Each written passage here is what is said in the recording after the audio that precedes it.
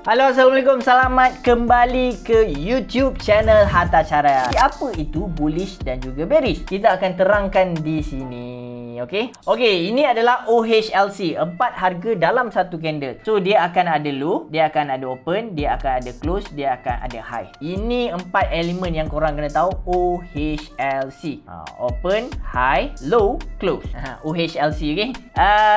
Yang ini kebiasaannya saya akan panggil shadow lah. Tapi dalam bahasa trading dia panggil wick. Wick dia ada dua. Wick, shadow ni dan juga wickless. Yang itu part tu saya rasa dia belum penting lagi. Tapi kalau dekat Malaysia, Indonesia, Singapura, Brunei, korang tahu dia panggil apa? Dia panggil rejection shadow saja. Nanti saya tunjuk dekat korang. Dia mudah je guys, mudah je. Korang jangan complicated kan banyak benda, okey. Trading ni sebenarnya mudah. Cuma bila korang dah faham asas ni, dia akan lagi mudahkan korang. Okey, dekat sini korang perhatikan, ini adalah bullish, ini adalah bearish. Kebiasaannya bullish ni, kalau korang old school MT4 dia akan nampak warna biru, tapi kebiasaannya orang pakai warna hijau lah. Default dia adalah warna hijau dekat MT5. Even dekat TradingView pun default dia warna hijau. Okey, untuk bullish korang kena bayangkan lembu yang sedang menanduk. Kalau bearish korang kena bayangkan bear, beruang yang sedang mencengkam. Beruang dan juga lembu. Kalau bullish, kenaikan. Let's say kalau korang buy, kalau price tu naik, korang akan untung. Kalau korang sell dekat tempat bullish ni, korang akan rugi. Sama juga untuk bearish. Bearish dia bukan open di bawah. Kalau sebelum ni OHLC dia open di bawah. Kalau bearish dia mesti open di atas dan close di bawah. Faham So apa masuk bullish? Buyer yang sedang control block semasa ni kita panggil candlestick, okay? Dan kalau bearish, seller tengah masuk di dalam pasaran. Ini adalah a simple explanation OHLC. Jangan korang pelik pula.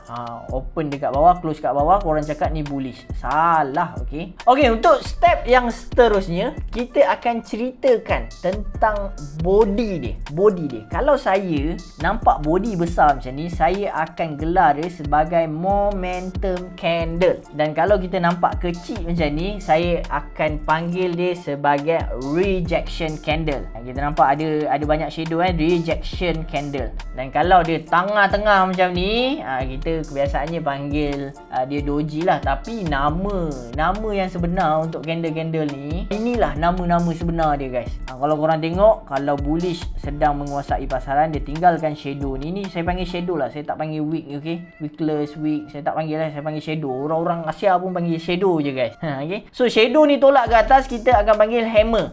Dan shadow tolak ke bahagian bawah, kita akan panggil shooting star. Dan kalau tengah-tengah, seller masuk, buyer masuk, dia berada dekat tengah, tutup pula time frame M5 tadi, macam ni kita kategorikan sebagai doji. Tapi benda-benda macam ni dia jangan complicated lah. Kalau korang tak boleh hafal hammer ataupun shooting star, korang kena tahu rejection bullish ataupun rejection bearish je. Itu ayat yang penting yang korang kena ingat. Okay? So kalau kita bercerita tentang candle-candle ni, of course kita kena tengok di dalam pasaran juga, betul tak? Di dalam pasaran macam mana kita nak tentukan momentum. Macam saya bagi tahu lah, momentum candle, rejection dan juga doji. Dia ada nama-nama dia, kita panggil tu je lah. Hammer, shooting star, doji ni kita panggil rejection buy, rejection sell, doji. Simple je. Saya tak nak complicatedkan benda. Dia akan jadi serabut. Betul tak? Macam saya beritahu, ini adalah website untuk TradingView. Senang untuk kita conteng-conteng dekat sini. Conteng sini. Buatlah warna apa korang nak buat. Conteng-conteng lagi. Boleh TradingView adalah tempat untuk conteng. Sebelum korang nak pergi buat deposit ataupun sebagainya, contenglah dulu chart ni. Buatlah marking dahulu. Bila korang buat marking, senang untuk korang kenal pasti. Tadi kita ada borak pasal time frame kan? Ingat tak kita ada borak pasal time frame? Sebelum kita nak masuk kepada candlestick tu, nanti kita tunjukkan momentum candle doji. Saya nak korang kenal pasti candlestick dahulu. Alright. Okay, sekarang cara lukis support dan juga resistance guys.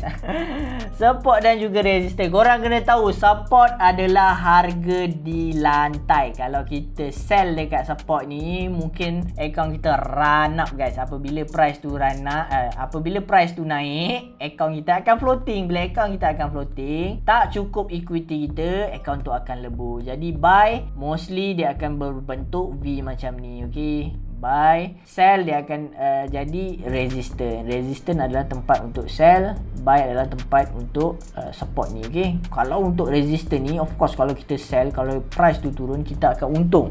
In order untuk korang faham, bila korang dah nampak benda ni, bila korang dah nampak point-point ni, baru korang akan buat marking support dan juga resistance. So kalau nanti kita tunjuk contoh. Okay, bila kita tunjuk contoh dalam market ni, barulah saya tunjuk dekat korang apa beza candlestick. Kita ambil M15 lah.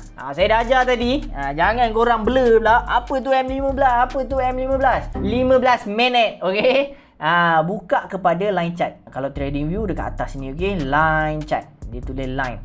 Dekat line ni lah baru korang akan nampak pergerakan yang nampak support resistance lebih clear. Betul tak? Nampak tak? Support resistance lebih clear. Nampak kan? Nampak kan? Kita buat satu penandaan. Macam saya bagi tahu, in order untuk korang buat latihan, ini adalah benda yang paling simple untuk korang faham. Kita jangan belajar teknik. Saya tak nak ajar korang teknik dahulu, okay? Saya nak korang fahami support dan juga resistance dulu. Macam ni, korang nampak V dekat bawah. Ini support. Betul tak? Korang nampak dekat atas ni, ni resistance. Jadi tandakan, okey. Support dekat sini, support pun ada dekat sini. Ni nak masuk ni, setup ni, make sure korang faham. Ini ada resistance, ini ada resistance, dia ada resistance. Ini pattern guys, tapi kita tak belajar dulu, kita ambil yang paling mudah dulu, support dan juga resistance. Bila korang dah tanda macam ni kat line chart, bila korang buka kepada candlestick, nampak tak? Nampak tak? Bila candlestick, korang mungkin susah nak faham mana satu resistance, mana ni. Tapi kalau korang betul-betul sudah advance, korang dah mula nak faham R yang 3 ni kan, line chart ni kan, korang padam, korang jadikan dia satu je resistance dekat sini. Satu je resistance dekat sini, okey? Kan mudah dekat situ. Dekat sinilah baru korang akan nampak support, tempat untuk buy. Kalau pecah je resistance ni, kalau korang sell dekat sini, tiba-tiba dia pecah ke atas ni, korang akan rugi. Betul tak?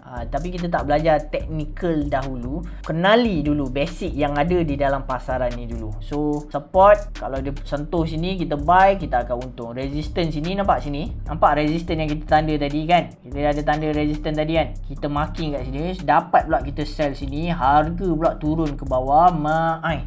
Ingat tak candle yang saya ajar tadi? Ini rejection, okay?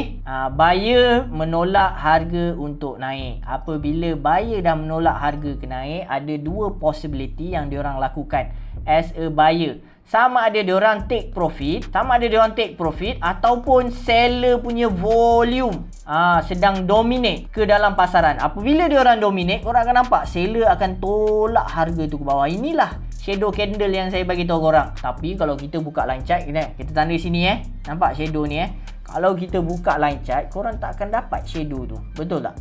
Tak dapat shadow tu. Yang korang tahu, ada resistance, dia akan respect resistance ni saja. Sebab tu bila elemen yang saya ajar korang ni, korang combine, korang akan dapat satu jawapan. Berdapat pula sell sini kan, untung dekat situ.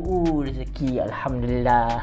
Okey, itu adalah cara korang nak tengok marking dan sebagainya. Dan macam saya bagi tahu, bukalah trading view, belajarlah conteng-conteng, bukan kena bayar pun trading view ni. Bila korang dah belajar conteng-conteng kat sini, baru korang akan faham macam mana korang nak marking zone. Marking zone tu chapter yang lain, okey?